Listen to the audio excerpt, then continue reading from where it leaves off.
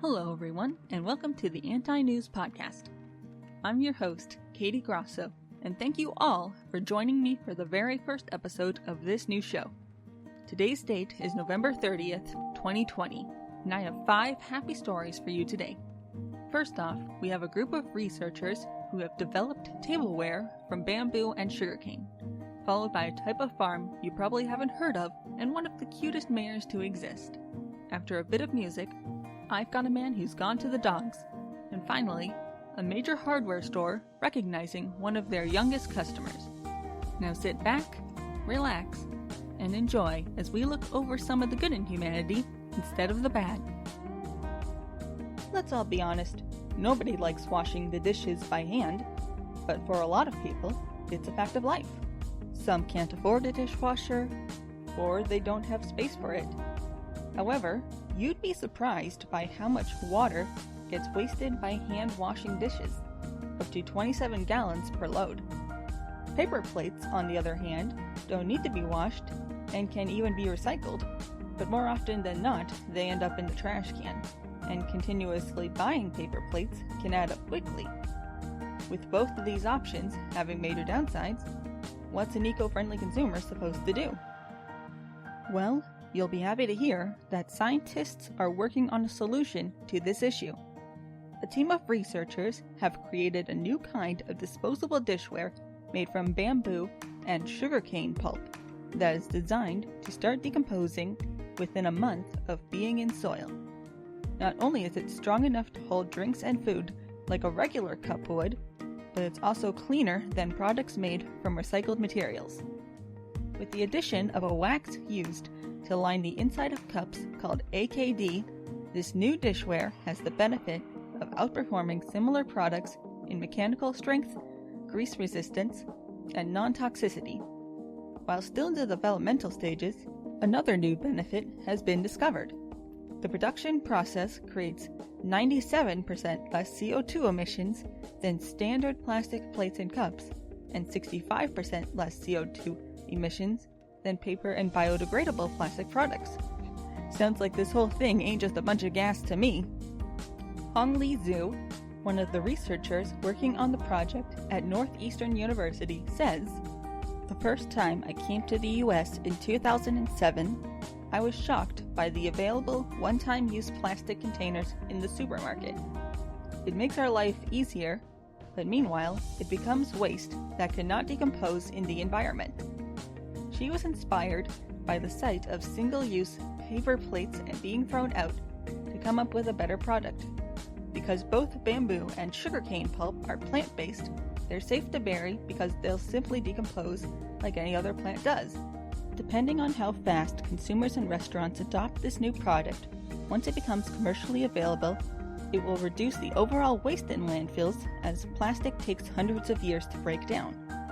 Speaking of years, we're still many, many years away from being able to travel the stars commercially. Until then, this is the only planet we've got, and we've got to treat it kindly. We haven't had the best track record, but with each kind action, and with each new invention that reduces waste or helps the environment, we make things better and make up for the past. And that's all we can do. If you'd like to help out, the study is taking place at Northeastern University in Boston, Massachusetts. And while I couldn't find anything related to donations for it, spreading the word would help them out a lot. Let's all do our part to help the environment. Now, on to our next story. Not all illnesses are visible, such as PTSD and anxiety. Generally, the best treatment for mental illness is a course of medication combined with therapy. But there's no one-size-fits-all. However, many people in need have been finding success with the help of care farms. What is a care farm, you may ask? It's a type of therapy where people go and work on a farm setting, working with plants and animals, to help promote mental and emotional healing while giving support and offering educational services too. While not talked about much or all that well known, care farms can be found in countries all over the world, but it's especially popular in Europe, with the Netherlands and Norway both having over 1,000 of them. Care farms aren't just for people with mental illnesses, but can be helpful for at-risk children and even inmates to rehabilitate and educate them.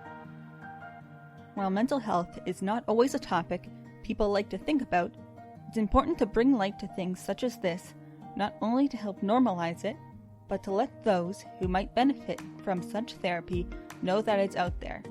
If you know someone with a mental illness, give them plenty of love and support and help them out however you can, even if it's with something you don't understand why they would need help with. Everyone struggles with different things, and it's important to understand and respect that. Next up, the small Kentucky town of Rabbit Hash, a community of just under 500 people, has elected a new mayor, Wilbur the 6-month-old French bulldog. According to Wilbur's owner, Amy Noland, the tradition of electing an animal for town mayor was started by a man named Don Clare in the late 1990s as a fundraising event for the town's historical society. This animal could be anything from cats, horses, birds, or anything in the animal kingdom, but so far, all 5 mayors of the town have been dogs. It just goes to show that anything is possible. Wilbur is the 5th dog to be elected mayor in the town's history, with the 4 hounds before him being, in order from first to last, a dog named Goofy Boardman Calhoun, Junior Cochran the Black Labrador, Lucy Lou the Border Collie, and Brenneth Bryn Paltrow the Pit Bull. The Little French Bulldog won with 13,143 votes, the highest winning total in the town's history out of 22,985 votes, which is also the town's highest total votes. However, voting isn't limited to just those who live in Rabbit Hash. Anyone in the world can vote for the town's mayor for the low price of $1 a vote, which goes towards preserving the town as part of the Rabbit Hash Historical Society. You can also donate directly to the Historical Society if you're interested by looking them up online. Anyway, Wilbur has a 4-year term ahead of him, so let's wish this good pupper good luck and move on to a musical interlude.